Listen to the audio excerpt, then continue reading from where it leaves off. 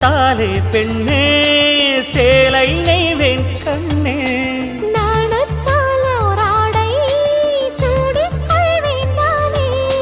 பாயாகும் அடி சொல்லாதே பஞ்சணம் புதையல் ரகசியமே சாய்ந்தாடும் சங்கில் துளி பட்டாலும் முத்தாகிடும் முத்துண்டே செம்பூவே பூவே உன் மேகம் நான் வந்தால் ஒரு வழியுண்டோ